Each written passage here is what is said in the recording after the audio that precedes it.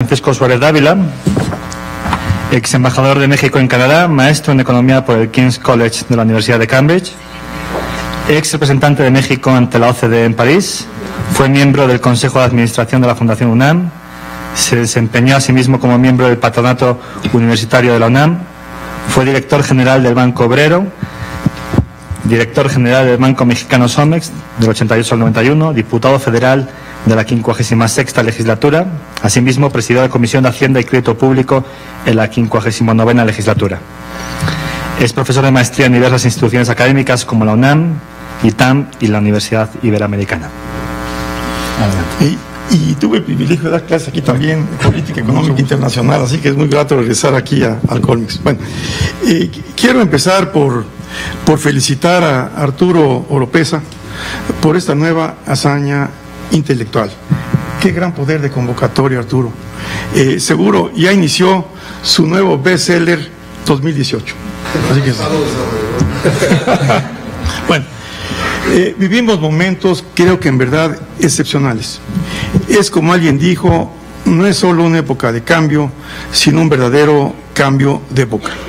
El mundo se encuentra en un momento de grandes transformaciones, una verdadera encrucijada de la historia que cierra grandes retos y provoca cambios de paradigmas.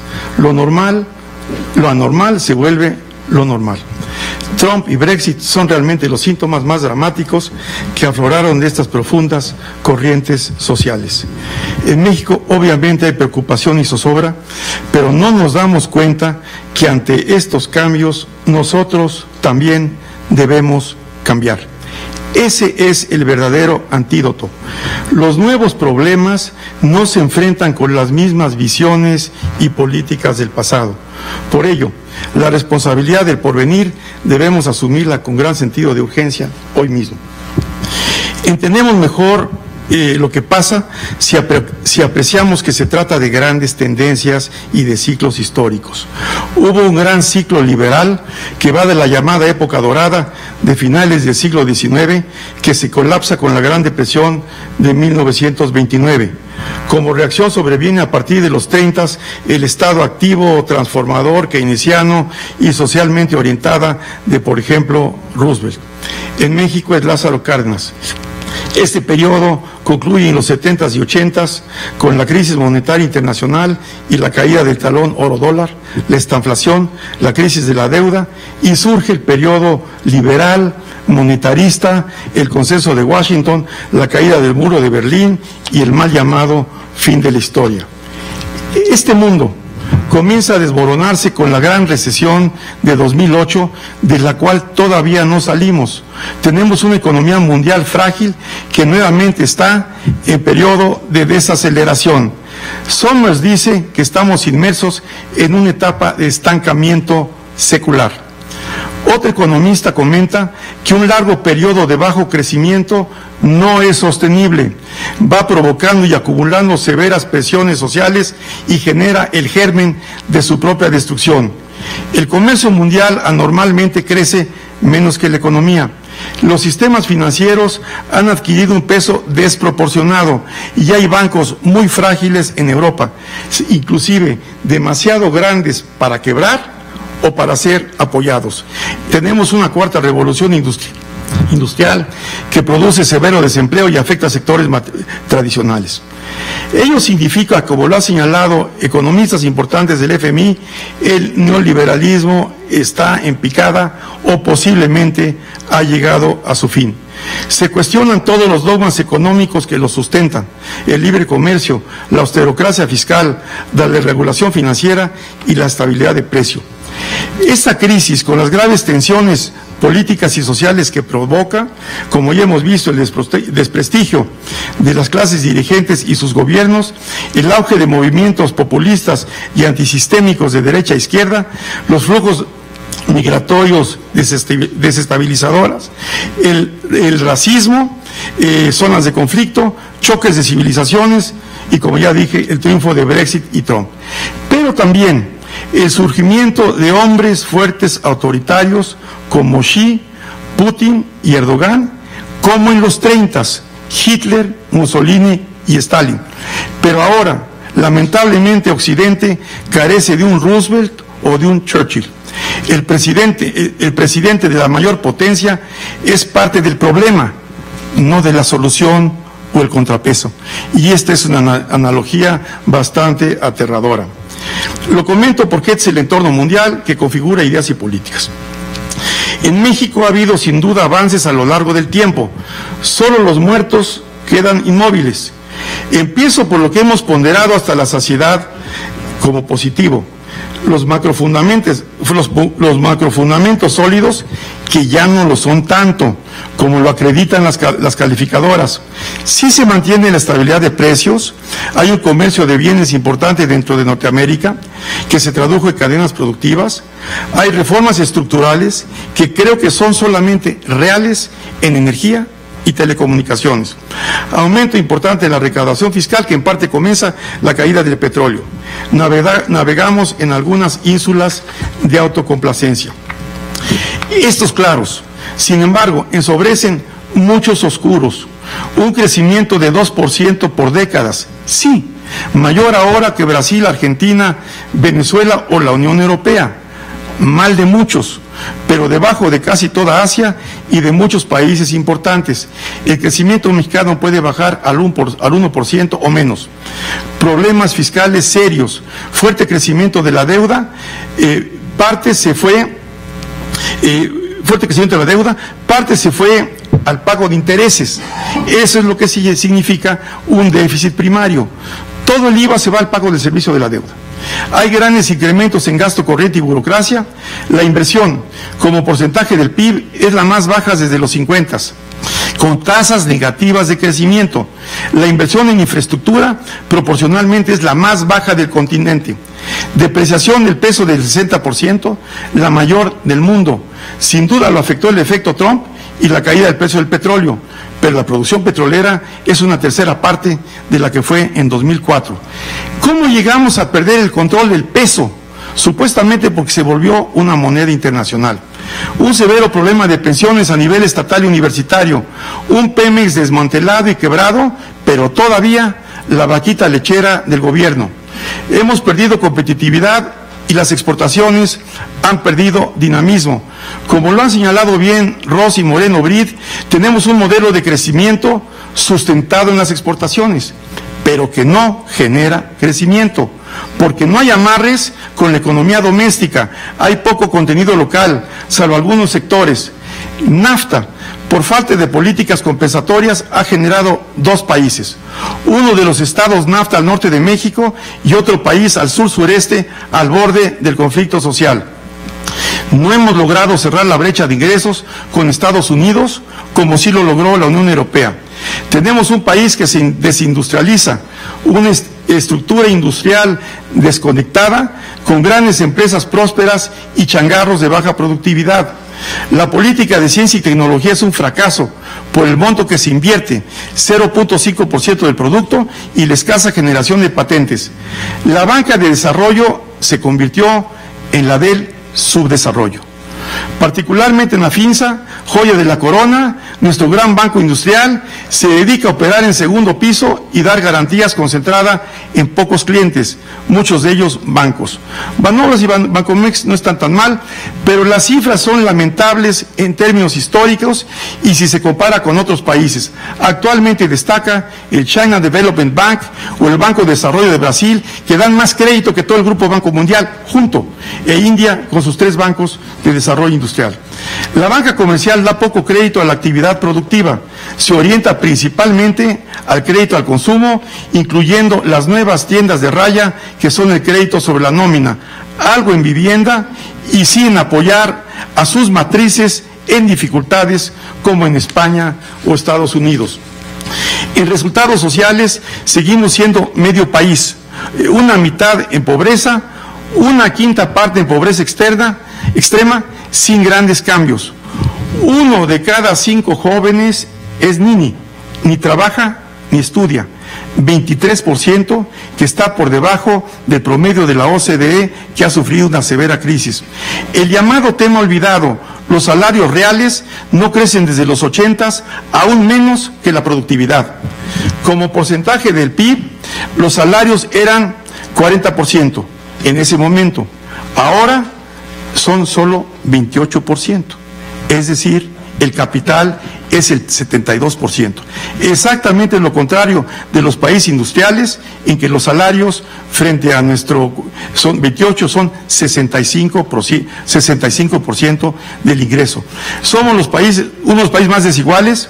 El 20% más rico detenta el 60% del ingreso, el 20% más pobre el 4%.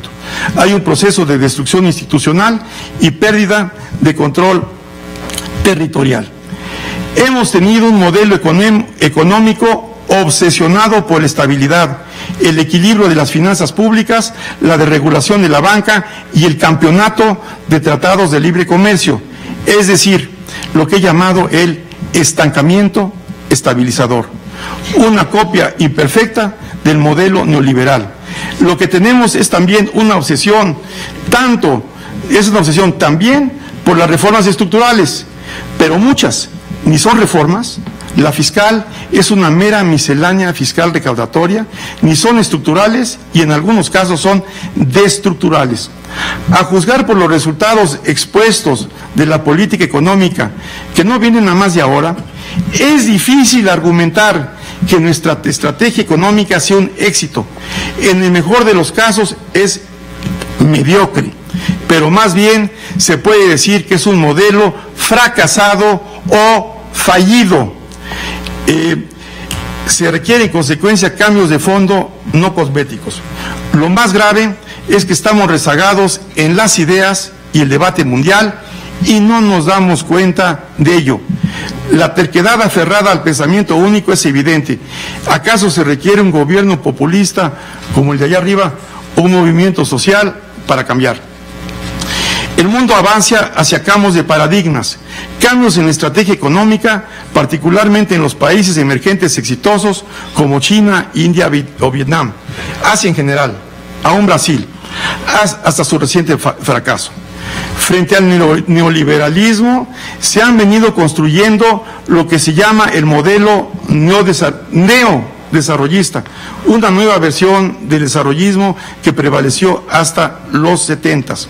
La esencia de ambos es que privilegian el crecimiento. Estos países crecen más del 5%. Los impulsa un Estado estratega, también llamado el Estado desarrollador.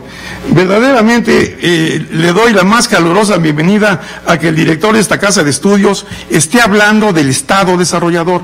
Esa es la nueva corriente.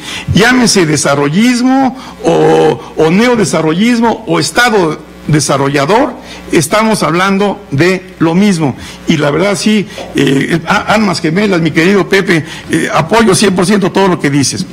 Lo interesante de esto es que dos profesores, esto fue hace pocos meses, de Berkeley, de Long y Cohen, proponen un gran rediseño de la política económica de Estados Unidos, rescatando la idea que me parece muy interesante, que Alexander Hamilton, reconocido como el padre de la política económica de su país, en realidad es el que inventó el modelo asiático de desarrollo de Estado desarrollador, que pasó con éxito de Hamilton, o sea, Estados Unidos, Alemania, Japón, Corea y China. Este es un reconocimiento muy importante.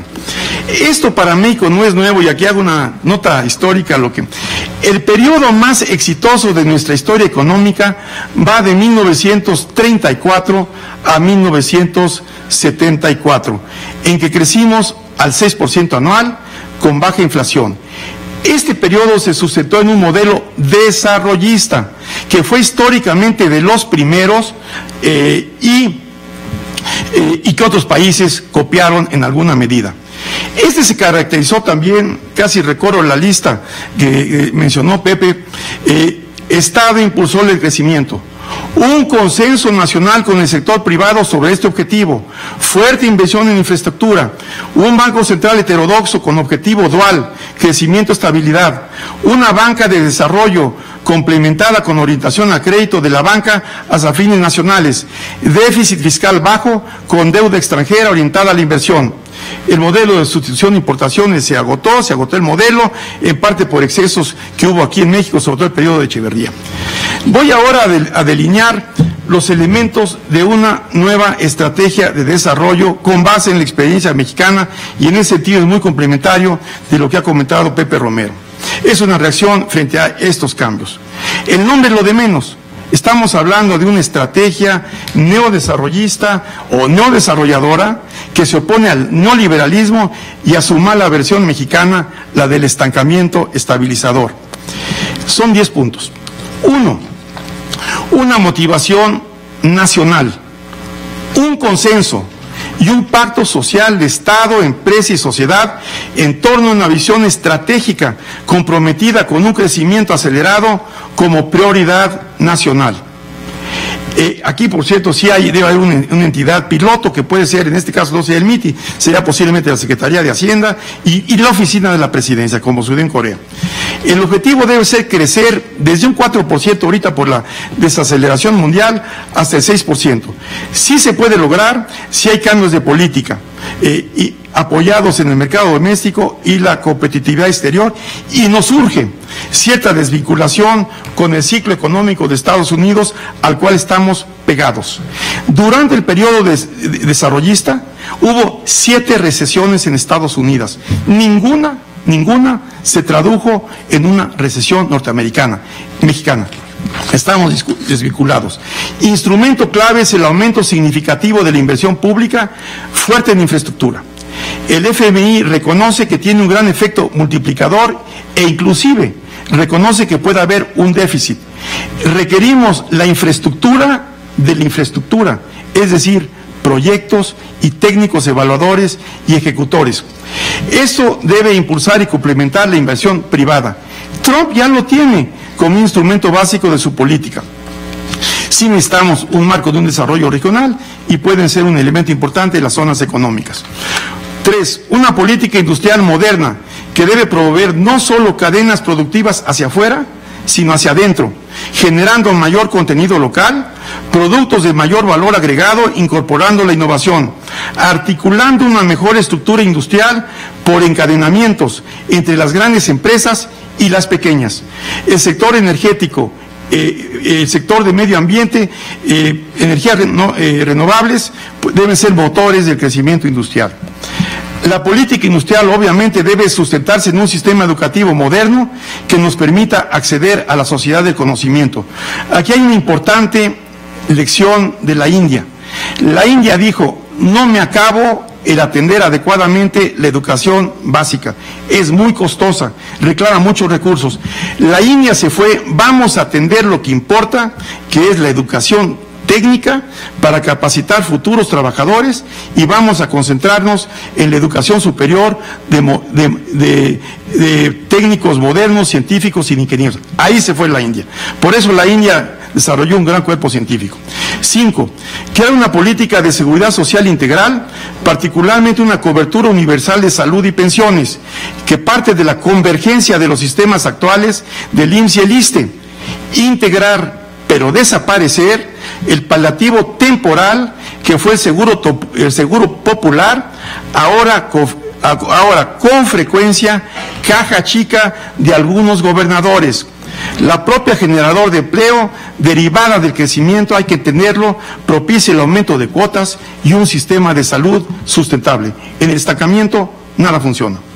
La reforma del sistema de seguridad social debe ser financiada por impuestos generales. Es el mejor objetivo y la justificación política para una reforma fiscal.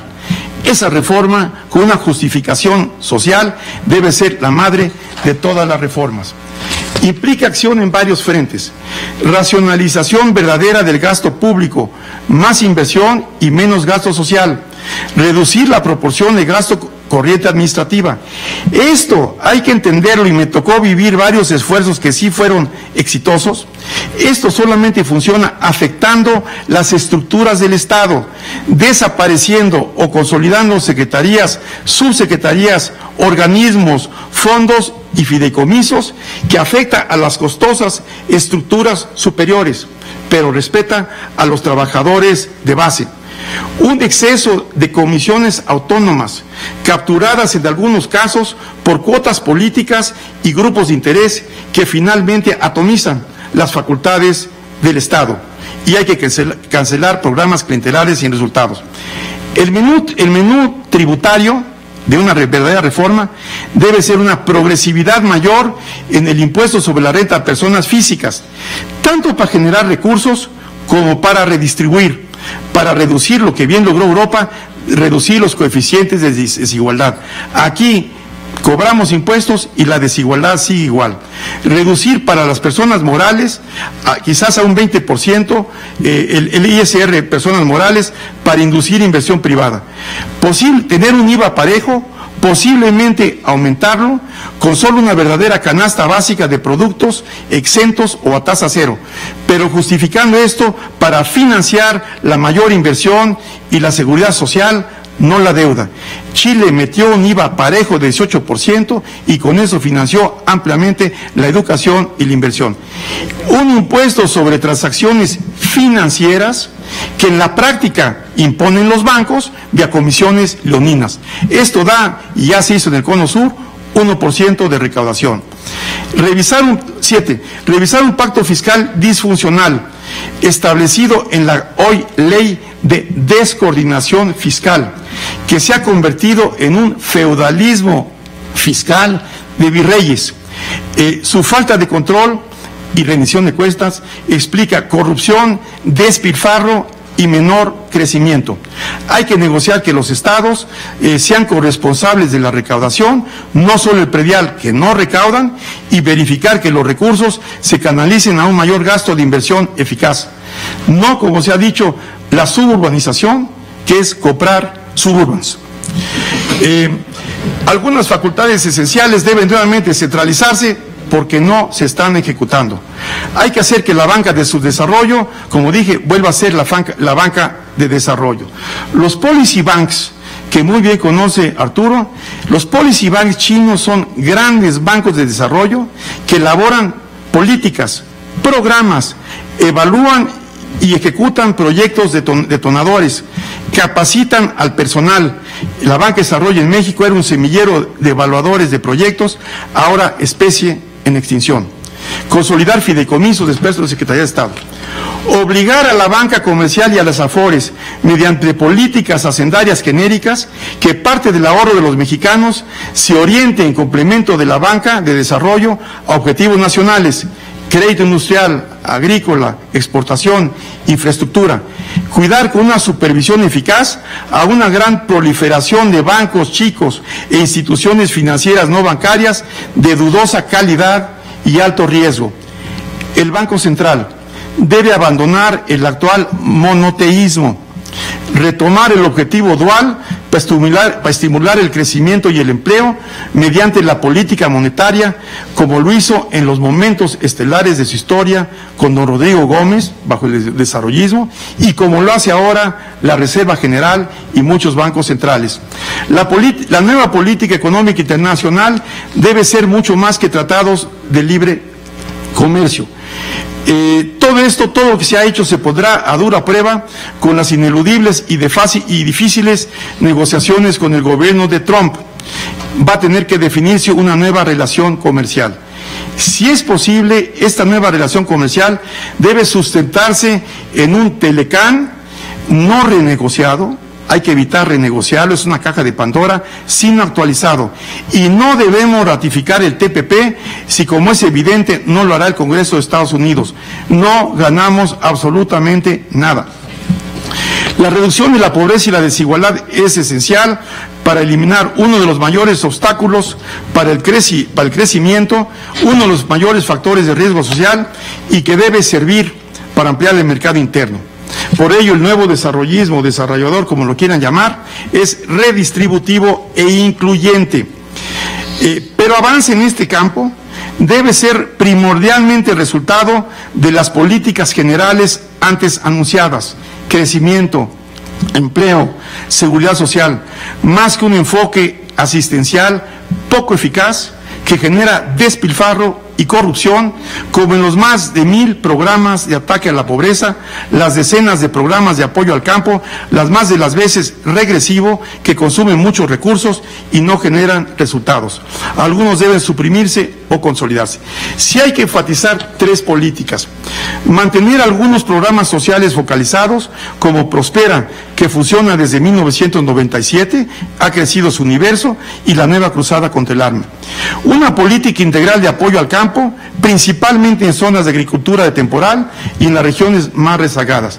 Y sí, introducir una política de salarios mínimos efectiva, de acuerdo con lo que estamos viendo, con una tendencia mundial, ahí incluyo Estados Unidos, política de salarios mínimos real, efectiva, sí, cuidando los montos, porque hay que ser financieramente cuidadosos para no propiciar inflación. Concluyo.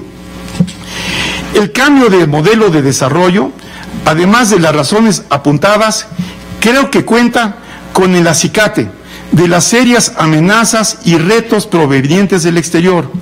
En ese sentido, si lo sabemos aprovechar, la elección de Trump es a la vez el reto y la oportunidad de cambio. Tarea principal es fortalecer al Estado desarrollador y la sociedad mexicana, ejercer un mayor liderazgo con una visión y motivación compartida. No es suficiente invocar el optimismo si no va acompañado de un programa de acciones amplio y creíble. Esta fortaleza nacional debe sustentarse en un dinámico crecimiento generador de empleos, no en la estabilidad de precios, en la reindustrialización basada en el mercado doméstico y las exportaciones competitivas, no en más tratados de libre comercio, no en el equilibrio fiscal, el equilibrio productivo, no en una mayor inversión en infraestructura, no en el despilfarro del gasto corriente. Sí en una reforma en la seguridad social de alcances universales, financiado por una verdadera reforma fiscal, no en sistemas asistenciales y clientelares. Una banca de desarrollo y comercial que apoya a los sectores productivos, no una banca que privilegie el consumo y apoya a sus matrices. Una educación de calidad técnica para trabajadores y profesionistas productivas que no tengan que salir a ser vejados en el exterior. Sí requerimos una autosuficiencia energética que perdimos y una autosuficiencia alimentaria para superar evidentes vulnerabilidades en el nuevo entorno. Corregir desigualdades regionales y, desde luego, freno a la corrupción e implantación del Estado de Derecho. Ello es lo que nos dará la posibilidad de negociar desde posiciones de fuerza y no de sumisión con Estados Unidos. Así lo hicieron en momentos difíciles Carranza y Calles para que se respetara el nuevo régimen, Cárdenas para superar el bloqueo de las compañías petroleras, Ávila Camacho para superar el cierre de suministros que fue total por razones ajenas en la Segunda Guerra Mundial, de López Mateos en la defensa de Cuba y la nacionalización de la industria eléctrica. La responsabilidad de porvenir es también responsabilidad de recuperar nuestra historia y lo que fuimos capaces de hacer frente a amenazas serias del exterior. Concluyo con una cita de Krugman que parece relevante. Algunas personas dicen que nuestros problemas económicos son estructurales, para los cuales no hay remedios rápidos, pero yo creo que los únicos obstáculos son las doctrinas obsoletas que atrofian las mentes de los hombres. Muchas gracias.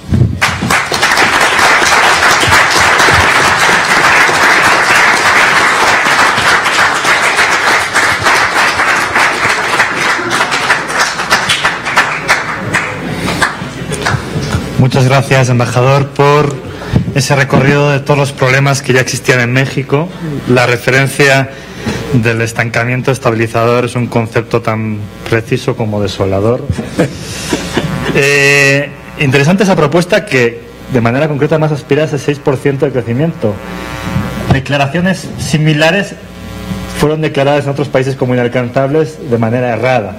Algunos ejemplos en países asiáticos. Estoy seguro de que esta propuesta, por todos los temas que ha alcanzado, es difícil de asimilar en 20 minutos. Los animo a que lean el artículo del embajador de manera detallada. Continuamos con la doctora Alicia Puyana. La doctora es investigadora de la Facultad Latinoamericana de Ciencias Sociales de México, doctora en Economía por la Universidad